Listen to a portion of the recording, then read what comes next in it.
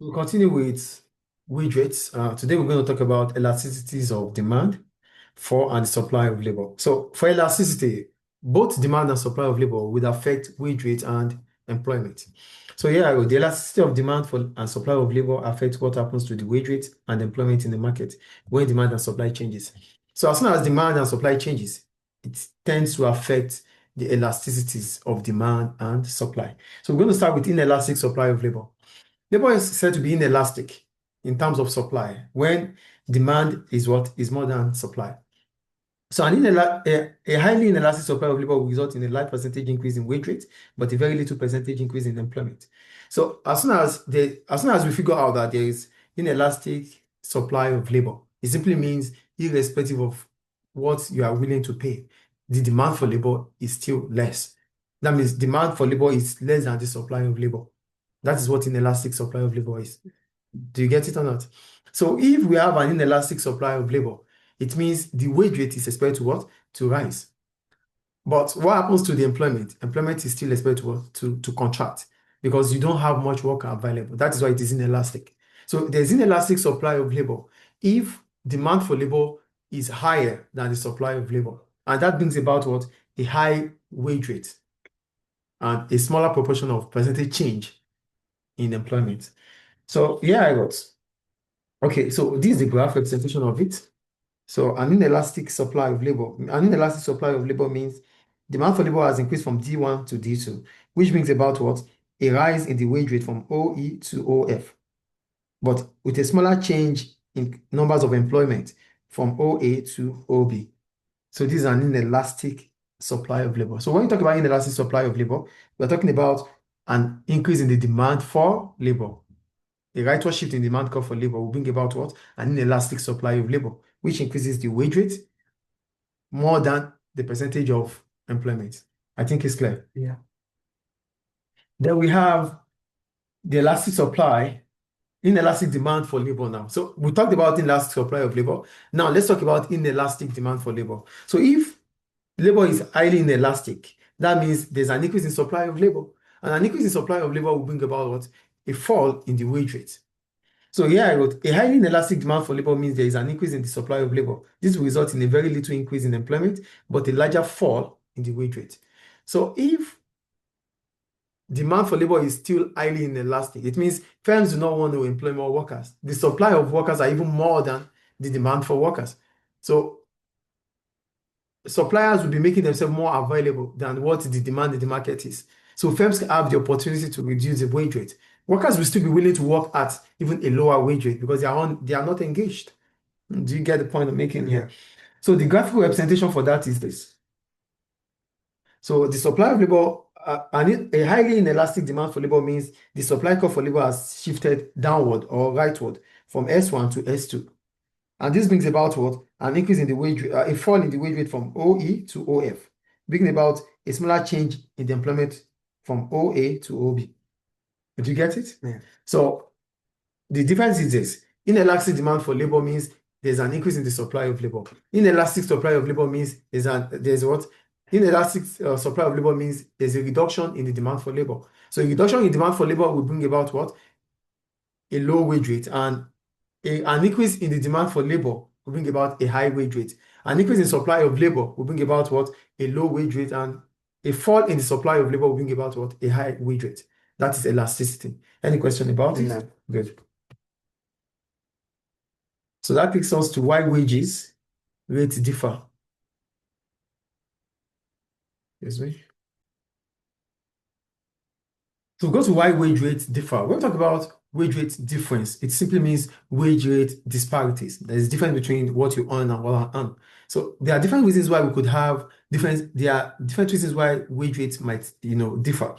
One is economic factor, two is the work-related factor, and the third one is the workers-related factor. So the job-related factor, the workers-related factor, and economical factors are the reasons why we could have differences in wages. So it means we might be doing the same job, and you might be earning more than I earn, even with the same job. We might be in the same industry. You might be earning more than what I earn. So what are those factors that would bring about these disparities? Those are what we want to talk about today.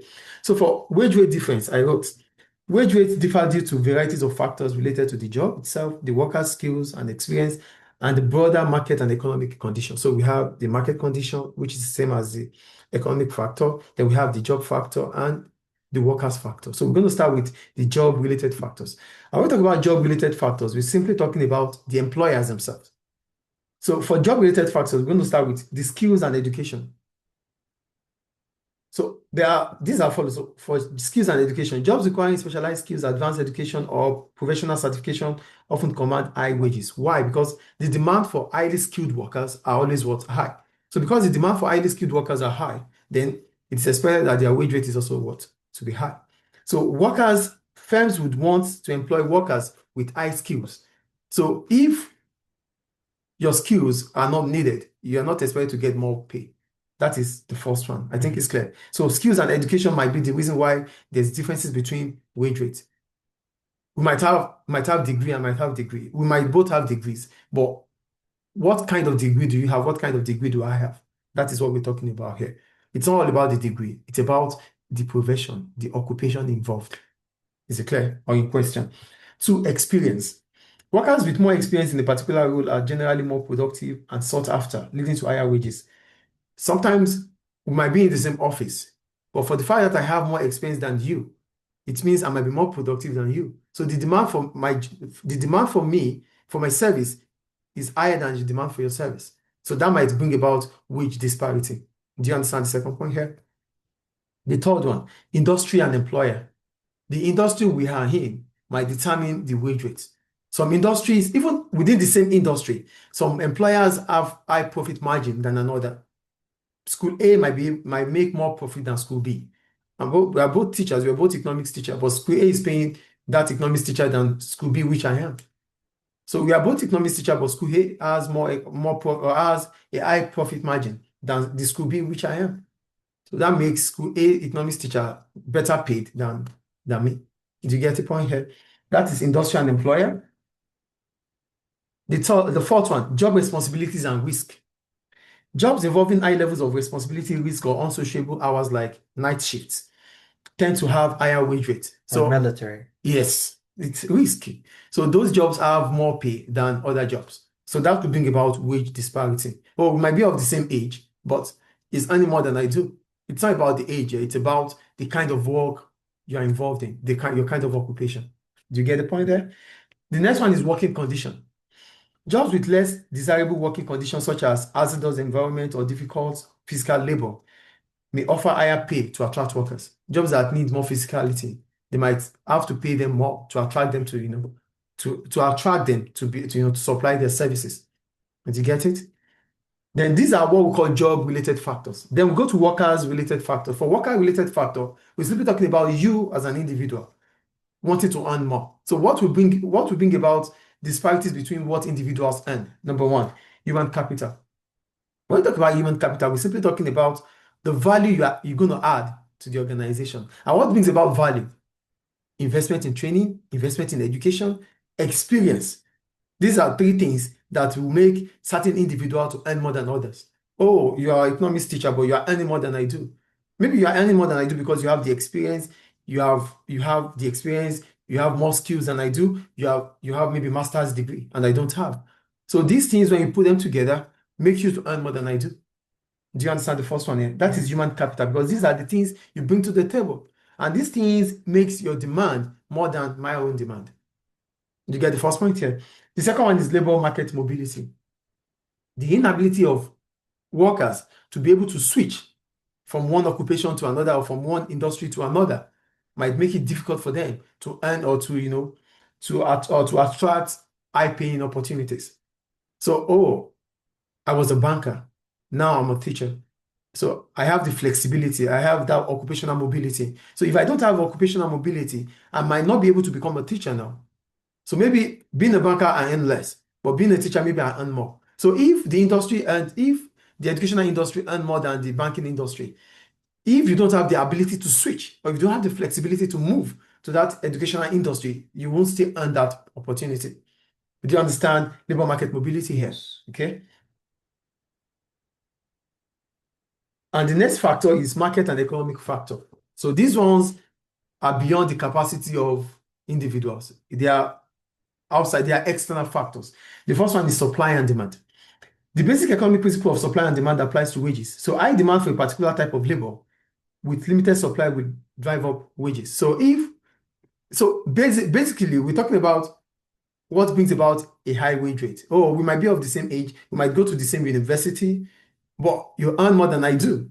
Why? Because the demand for your job is more than the supply of the demand for your job is more than the demand for my job. So if the demand for a job is increasing, the pay or the wages for that job would definitely increase. In contrast, a surplus worker for a particular job may lead to what? A lower wage. If the supply of labor is increasing more than demand for labor, it is expected that the wage rate should fall. So if as a teacher or economics teacher, there are thousands of economics teachers looking for 100 economics jobs. So what is expected? That means there's surplus in the market. So the wage rate for economics teacher would what? Would fall. I think the point is clear. Yeah. Another factor, which is either market or economic factor, is unionization and bargaining power, the trade union. Labor unions can collectively bargain for higher wages and benefits for their members. So if your industry allows trade union membership, it means they will be able to negotiate for high wages and conducive working environment for you. That is okay. Let's assume you are in the oil sector. I'm in the educational sector. The oil sector allows trade union, and the educational sector does not allow trade union. It simply means you might be earning more than what I earn. So your industry will earn more than my own industry. I think the point is clear. Yeah. The next one is government policies. For government policies, we're talking about minimum wage regulations. We're talking about other government policies that could influence the wage rate. So if government policies are like the wage rate, if wage rate is if wage rate is initiated in certain industry, that means in that industry the wage rate is expected to rise than other industries. Do you understand wage rate here? That could also bring about disparity. The next one is discrimination. And when we talk about discrimination here, we're talking about illegal discrimination, either through gender, race, or religion. So if you earn more based on the fact that you are a Muslim or because I'm a Christian, you earn more than I do, then that is discrimination. And that could also bring about wage rate disparity. Though it is illegal, it is irresponsible of firms to do that. So for discrimination, I wrote, gender, race, or other factors can lead to wage disparities when individuals or groups are paid less for the same work. So we're doing the same job, we have the same qualification, but you still earn more than I do, based on maybe you are a Libyan, I'm not a Libyan. So these are discriminations could happen. Then the next one is economic development. For economic development, we're simply talking about developed economies. In developed economies, wage rates are always high in developed economies because what? They have advanced technology and they have higher productivity. And the last one is globalization. And when we talk about globalization, we're simply talking about global competition for talents. Different economies, different countries want more skilled workers. So the demand for skilled workers are increasing globally. So it is only those countries that can pay more that have access to those talents. So all these can bring about what? Wage rate disparity. Any question about it? No. Good. So in the next class, we're going to talk about, competitive market in labor. Any questions for now? No. Good.